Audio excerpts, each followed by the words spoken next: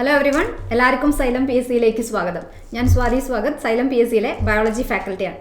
അപ്പോൾ ഇനി എന്തായാലും വരാനിരിക്കുന്ന 10th മെയിൻസ്, അതേപോലെ സെക്രട്ടേറിയറ്റ് OA ഇതുപോലെയുള്ള എക്സാമിന് വേണ്ടിയിട്ടുള്ള പ്രിപ്പറേഷനാണ് എല്ലാവരും അറിയാം. അപ്പോൾ എത്രത്തോളം എത്തി, എവിടെ വരെ പഠിച്ചെത്തിയിട്ടുണ്ട്, ലാസ്റ്റ് റൗണ്ട് ഒരു റിവിഷൻ പോലെ നമുക്ക് കുറച്ചും കൂടെ ഒന്ന് കാര്യങ്ങൾ സെറ്റാക്കി എടുക്കുക എന്നുള്ള ഒരു ഉദ്ദേശത്തിലാണ് ഇപ്പോൾ വീഡിയോ ആയിട്ട് വന്നിട്ടുള്ളത്. അപ്പോൾ ഈ ഒരു വീഡിയോ കാണുമ്പോൾ നിങ്ങൾക്ക് ചെറിയൊരു ഐഡിയ കിട്ടും, നമ്മൾ പഠിച്ച കാര്യങ്ങളൊക്കെ എവിടെയാണ്, ക്വസ്റ്റ്യൻസ് കാണുമ്പോൾ അത് കണക്ട് ചെയ്യാൻ പറ്റുന്നുണ്ടോ അല്ലേ. അപ്പോൾ എന്തായാലും ഒരു ചെറിയൊരു സമയത്തിനുള്ളിൽ നമുക്ക് മാക്സിമം കുറച്ച് ക്വസ്റ്റ്യൻസ് ഒന്ന് ക്വിക്കായിട്ട് റിവൈസ് ചെയ്ത് പോയാലോ. ഓക്കെ അല്ലേ, റെഡി അല്ലേ? അപ്പോൾ നോക്കിയേ, ഒന്നാമത്തെ ഒരു ക്വസ്റ്റ്യൻ ഇതാ ഇങ്ങനെയാണ്, വായിച്ചു നോക്കാം. മെയിനായിട്ട് മനുഷ്യ ശരീരമായിട്ട് ബന്ധപ്പെട്ട ക്വസ്റ്റ്യൻസ് ആണ് നമ്മൾ ഡിസ്കസ് ചെയ്യുന്നത്.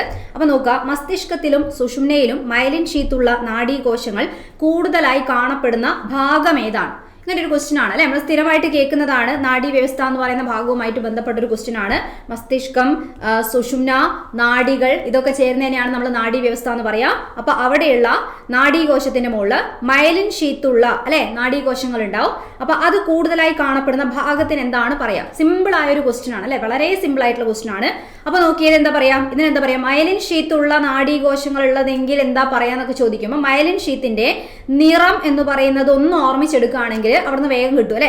മൈലിൻ ഷീത്ത് എന്ന് പറഞ്ഞാൽ കൊഴുപ്പ് കൊണ്ട് നിർമ്മിച്ചിരിക്കുന്ന ഒരു ഷീത്താണ് അല്ലെ, ഒരു ആവരണമാണ്, ഒരു പാളിയാണ്. നാഡീകോശത്തിന്റെ ആക്സോണിന് ചുറ്റുമാണ് ഉണ്ടാവുക. നിറം എന്താ? തിളങ്ങുന്ന വെള്ള നിറം അല്ലെ, തിളങ്ങുന്ന വെള്ള നിറം എന്നതാണ് ഇതിന്റെ നിറം. ഇപ്പൊ തിളങ്ങുന്ന എന്നില്ലെങ്കിൽ ജസ്റ്റ് വെള്ള നിറം എന്നുള്ളത് നോട്ട് ചെയ്ത് വെച്ചേക്കാം. ഇനി ആ വെള്ള നിറമുള്ള നാഡീകോശങ്ങളാണെങ്കിൽ എന്തായാലും ആ ഭാഗം വെള്ള കളറിലല്ലേ കാണുക അല്ലെ. അപ്പൊ അങ്ങനെ ആലോചിച്ച് കഴിഞ്ഞാൽ വൈറ്റ് മാറ്റർ എന്ന് കിട്ടും. ഇനി മൈലിൻ ഷീത്ത് ഇല്ലാത്തത് എന്ന് ചോദിച്ചാൽ വെള്ള അല്ലെങ്കിൽ കളർ പിന്നെ എന്താ പറയാ? ചാരനിറം പറയാം. ചാരനിറം എന്നുള്ളതിനാണ് നമ്മൾ ഗ്രേ മാറ്റർ എന്നാണ് പറയാം. ഓക്കെ, അപ്പൊ മൈലിൻ ഷീത്ത് ഉള്ളതാണെങ്കിൽ വൈറ്റ് മാറ്ററും മൈലിൻ ഷീത്ത് ഇല്ലാത്തതാണെങ്കിൽ ഗ്രേ മാറ്റർ എന്നാണ് ആൻസർ വരിക. വൈറ്റും ബ്ലാക്കും അല്ല, ബ്ലാക്ക് എന്ന് പോകരുത്, ഗ്രേ ആണ് പറയേണ്ടത് കേട്ടോ. ഓക്കെ അല്ലേ? ഇത് വളരെ സിമ്പിൾ ആയിട്ട് നമ്മൾ സ്ഥിരമായി കേട്ട് നമ്മൾ പഠിച്ചു വെച്ചിട്ടുള്ള ഒരു ക്വസ്റ്റ്യൻ ആയിരിക്കും. പക്ഷെ നോക്കുക, നമ്മൾ പുതിയ ടെക്സ്റ്റ് ബുക്ക് ഒക്കെ അപ്ഡേറ്റഡ് ആയപ്പം ഒരുപാട് കാര്യങ്ങൾ 10th സ്റ്റാൻഡേർഡിന്റെ ടെക്സ്റ്റിലൊക്കെ പാർട്ട് 1 ടെക്സ്റ്റ് ഒക്കെ വന്നപ്പം അതിലൊക്കെ ചെറിയ ചെറിയ ഭാഗങ്ങളായിട്ട് അപ്ഡേറ്റ് ചെയ്തിട്ടുണ്ട്. പ്രത്യേകിച്ച് നമ്മൾ നാഡീവ്യവസ്ഥ എന്ന് പറയുന്ന ഈ ഒരു ടോപ്പിക്കായിട്ട് റിലേറ്റഡ് ആയിട്ടുള്ള അവിടെ.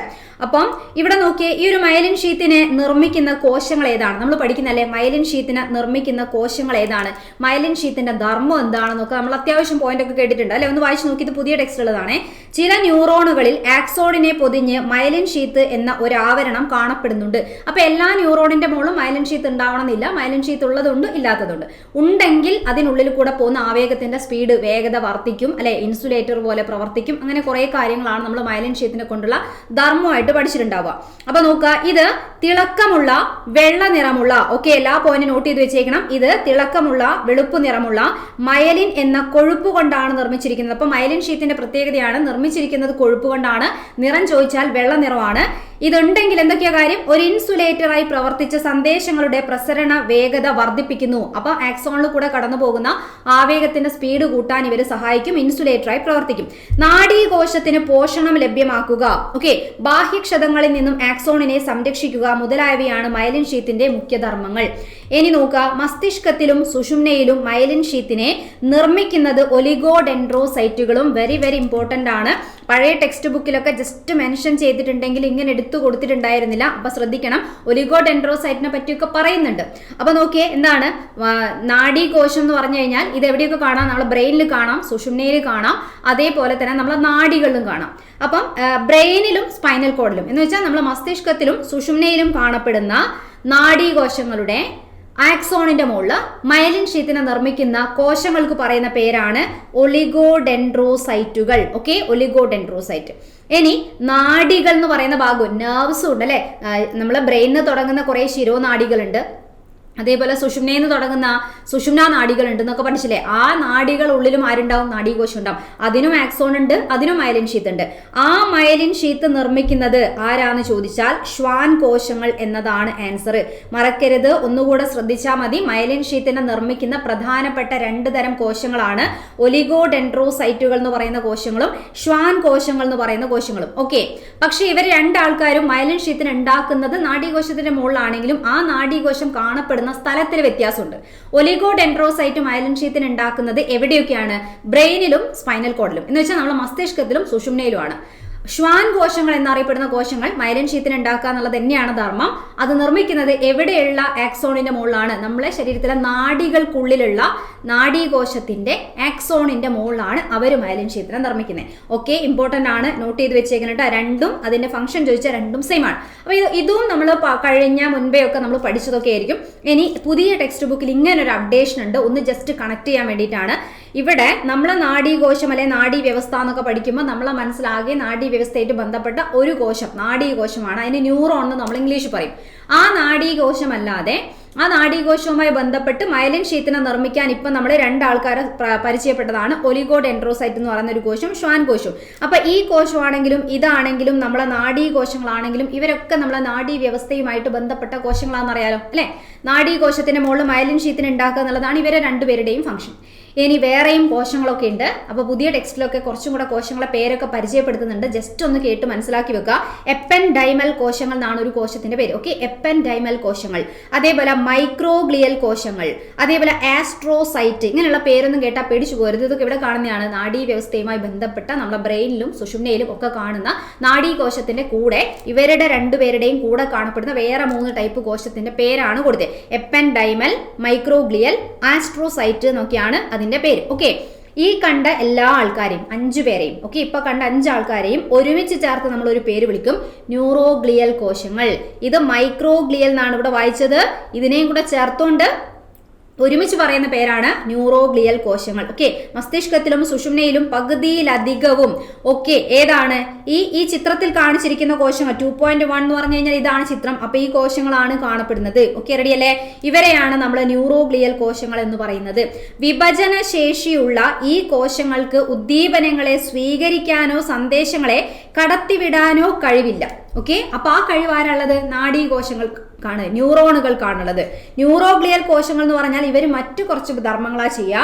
നാഡീകോശത്തിനെ സഹായിക്കുന്നവരാണ്. നാഡീകോശങ്ങൾക്ക് ആവശ്യമായ പോഷണം എത്തിക്കുക, നാഡീകോശത്തിൽ നിന്നുള്ള മാലിന്യം നീക്കം ചെയ്യുക, പ്രതിരോധ കോശങ്ങളായിട്ട് പ്രവർത്തിക്കുക, ഇതൊക്കെയാണ് ചെയ്യുക. ആവേഗത്തിനെ കടത്തിവിടുക എന്ന് പറയുന്ന പരിപാടി ചെയ്യുന്നത് നമ്മളെ നാഡീകോശം തന്നെ.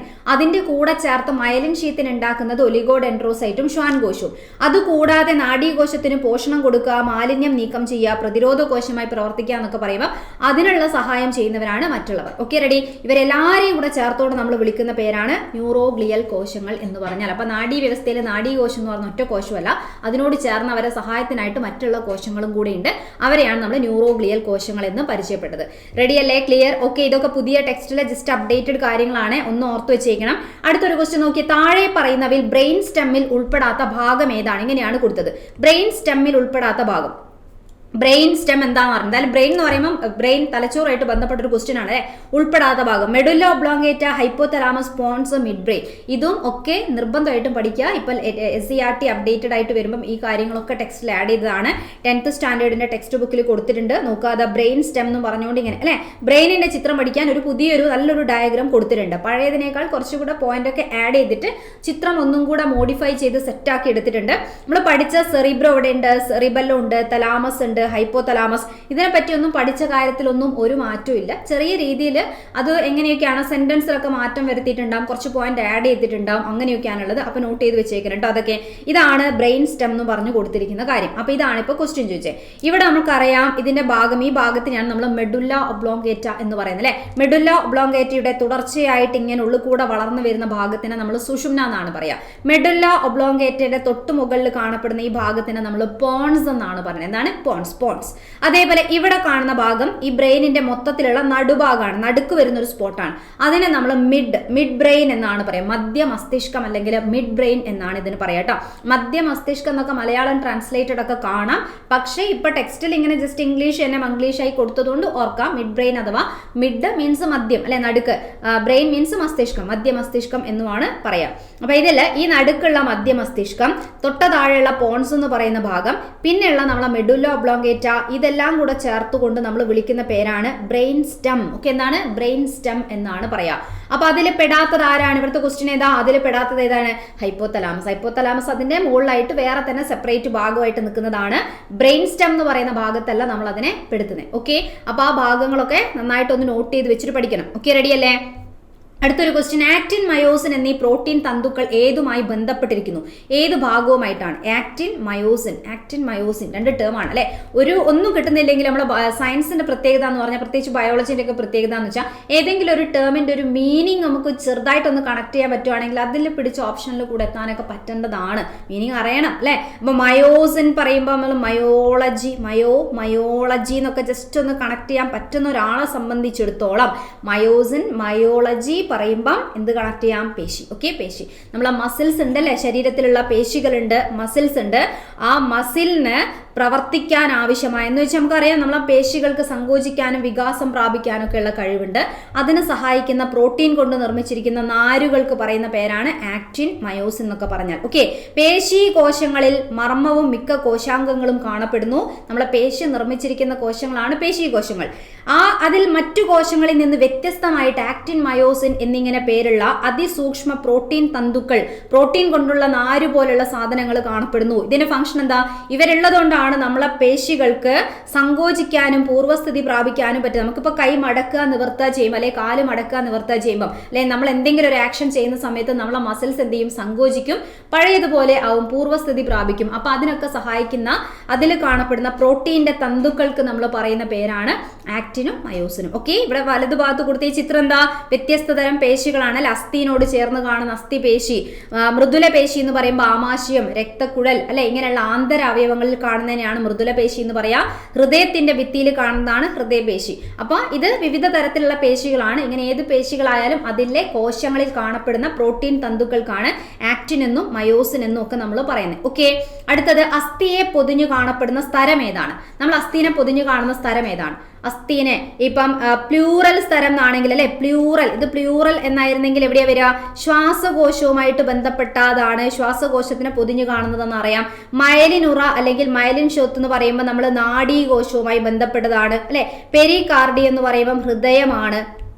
മറ്റുള്ളതൊക്കെ അറിയെങ്കിൽ കണക്ട് ചെയ്യാം, അല്ലെങ്കിൽ പോലും പെരിയോസ്റ്റിയം എന്നല്ല, എന്താണ് ഓസ്റ്റിയം, ഓസ്റ്റിയോളജി എന്ന് പറഞ്ഞാൽ എന്തിനെ കുറിച്ചുള്ള പഠനമാണ്? അസ്ഥിയാണ്. അപ്പൊ അതിൽ നമുക്ക് എന്ത് ചെയ്യാം? കണക്ട് ചെയ്ത് വെക്കാം. ഓക്കെ, പെരിയോസ്റ്റിയം, പെരി മീൻസ് പുറത്ത്, ഓസ്റ്റിയോ മീൻസ് അസ്ഥിയാണ്. അപ്പൊ അസ്ഥിനെ പൊതിഞ്ഞു കാണുന്ന ഏറ്റവും പുറത്തുള്ള ആവരണത്തിന് നമ്മൾ പറയുന്ന പേരാണെന്ത്? പെരിയോസ്റ്റിയം. നോക്കുക, ഇതും ഒക്കെ നമ്മളെ ടെക്സ്റ്റിലുണ്ട്. ഈ ഭാഗത്ത് നിന്നൊക്കെ ക്വസ്റ്റ്യൻ ചോദിച്ചാണ്. അസ്ഥിന്റെ ഒരു സെക്ഷൻ ആണ് ഇവിടെ കൊടുത്തിരിക്കുന്നത്. മുറിച്ചു കഴിഞ്ഞാൽ ഏറ്റവും പുറമെ കൂടെ കാണപ്പെടുന്ന ഈ ഭാഗം, ഓക്കെ, ഇതിന്റെ പേരാണെന്ത്? പെരിയോസ്റ്റിയം. അപ്പൊ നമ്മൾ അസ്ഥി എന്ന് പറയുമ്പോൾ നമ്മുടെ മനസ്സിലൊരു ഡ്രൈ ആയൊരു ഉണങ്ങിയ ഒരു ഭാഗം അല്ലെ, ഭയങ്കര ഡ്രൈ ആയൊരു റഫ് ആയൊരു കട്ടിയുള്ള ഒരു ഭാഗം. പക്ഷെ ശരിക്കും അതിന്റെ ഉള്ളിലേക്ക് നോക്കുകയാണെങ്കിൽ എന്തൊക്കെയുണ്ട്? അസ്ഥികൾക്ക് നിർമ്മിച്ചിരിക്കുന്ന കുറെ കോശങ്ങളുണ്ട്. ഓസ്റ്റിയോസൈറ്റുകൾ എന്നൊക്കെ പറയുന്ന കോശങ്ങളുണ്ട്. അതുകൂടാതെ കോശങ്ങൾക്കുള്ളിൽ ഇതാ കണ്ടില്ലേ, രക്തക്കുഴലുകളെയൊക്കെ നമുക്ക് കാണാൻ പറ്റും. ഓക്കെ, അപ്പം നമ്മളെ മൊത്തം ശരീരഭാരത്തിന്റെ 18% അസ്ഥികളാണ്. അതിന്റെ ഘടന, നമ്മളെ ശരീരത്തിന് ഘടന കൊടുക്കുകയാണ് അല്ലെ, ഷേപ്പ് കൊടുക്കുന്നത്, താങ്ങ്, സംരക്ഷണമൊക്കെ നൽകുന്ന അസ്ഥികളാണെന്നറിയാം. ഓരോ അസ്ഥിയും പൊതിഞ്ഞു കാണപ്പെടുന്ന ആവരണമാണ് പെരിയോസ്റ്റിയം എന്ന് പറയുന്ന സാധനം. ഓക്കെ, അപ്പൊ അസ്ഥിക്കകത്ത് എന്തുണ്ട്? അസ്ഥികളിൽ രക്തക്കുഴല്, നാഡികൾ, ലിംഫ് വാഹി ഇതൊക്കെ കാണപ്പെടും. അപ്പം കാൽസ്യം, ഫോസ്ഫേറ്റ്, കൊളാജൻ, പ്രോട്ടീൻ, ലവണങ്ങൾ എന്നിവ അസ്ഥിക്ക് കാഠിന്യവും ബലവും നൽകും. കാൽസ്യം ഫോസ്ഫേറ്റും കേട്ടിട്ടുണ്ടാവും അല്ലെ, അതിന്റെ കൂടെ ഉള്ളതാണ് ലവണങ്ങളും. കൊളാജൻ, പ്രോട്ടീൻ എന്നൊക്കെ പറഞ്ഞാൽ അസ്ഥിക്ക് കാഠിന്യവും ബലവും കൊടുക്കുന്ന കാര്യങ്ങളാണ്. അപ്പൊ ഇനി നമ്മൾ അസ്ഥിക്ക് എന്തെങ്കിലും കേടുപാടുകൾ സംഭവിക്കുക അല്ലെ, അസ്ഥിന്റെ വളർച്ചയ്ക്ക് വേണ്ടി സഹായിക്കുക. അപ്പം കേടുപാടുകൾ ഉണ്ടെങ്കിൽ പരിഹരിക്കുക. ധാതുക്കളെ നിക്ഷേപിച്ച് അസ്ഥികളെ കുറച്ചും കൂടെ സ്ട്രോങ് ആക്കാനൊക്കെ സഹായിക്കുന്ന നമ്മൾ അസ്ഥിയിൽ കാണപ്പെടുന്ന കോശങ്ങളെ പേര് ഓസ്റ്റിയോബ്ലാസ്റ്റ് എന്നാണ്. ഓസ്റ്റിയോസൈറ്റ് എന്ന് കേട്ടിട്ടുണ്ടാവും, അതും അസ്ഥി നിർമ്മിച്ചിരിക്കുന്ന കോശമാണ്. പക്ഷെ ഇതേപോലെ കുറച്ചും കൂടെ കാഠിന്യം കൊടുക്കാനും അസ്ഥിയിലെ കേടുപാട് പരിഹരിക്കാനൊക്കെ സഹായിക്കുന്ന കോശത്തിന് പേര് ചോദിച്ചാൽ ഓസ്റ്റിയോബ്ലാസ്റ്റ്. രണ്ടും രണ്ട് ടൈപ്പ് കോശങ്ങളാണ്, അസ്ഥിയിൽ കാണപ്പെടുന്ന കോശങ്ങൾ തന്നെയാണ് കേട്ടോ. ക്ലിയർ? നോട്ട് ചെയ്ത് വെച്ചേക്കണേ. പെരിയോസ്റ്റിയം എന്നുള്ള വേർഡ് മറക്കരുത്. അടുത്ത ക്വസ്റ്റ്യൻ നോക്കിയേ, മനുഷ്യ ശരീരത്തിൽ തരുണാസ്ഥികൾ കാണപ്പെടുന്നത് എവിടെയാണ്?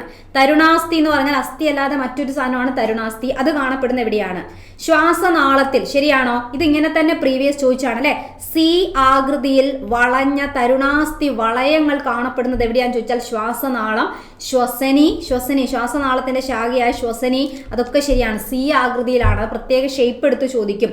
കശേരുകൾക്കിടയിൽ, കശേരു എന്ന് പറഞ്ഞാൽ എന്താ, നമ്മളെ ശരീരത്തിലെ നട്ടെല്ലുണ്ട് അല്ലെ, നട്ടെല്ലിലെ ഓരോ അസ്ഥിന്റെയും പേരാണ് കശേരു. 26ഓളം അസ്ഥികളുണ്ട്. അപ്പോൾ ഓരോ കശേരുക്കളായിട്ട്, ഓരോ കഷ്ണങ്ങളായിട്ടാണ് കാണാം. അതിന്റെ കശേരുക്കൾ എന്നാണ് പറയുക. ഓരോന്നിന്റെയും ഇടയിൽ നമുക്ക് തരുണാസ്ഥിനെ കാണാം.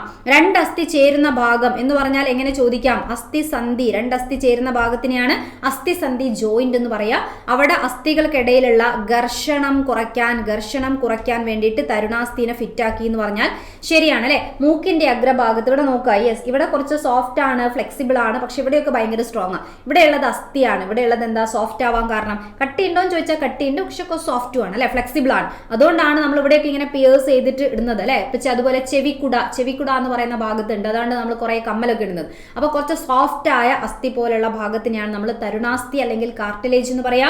മൂക്കിന്റെ അഗ്രഭാഗത്ത് കാണപ്പെടുന്നു എന്ന് പറഞ്ഞാൽ എന്താണ്, ശരിയാണ്. ഓക്കെ, നെയ്സൽ സെപ്റ്റം എന്നാണ്. അതിന് ജസ്റ്റ് മുൻപേ ക്വസ്റ്റ്യൻ ചോദിച്ചപ്പോൾ അങ്ങനെ ഒരു വാക്ക ഉപയോഗിച്ചിട്ടോ.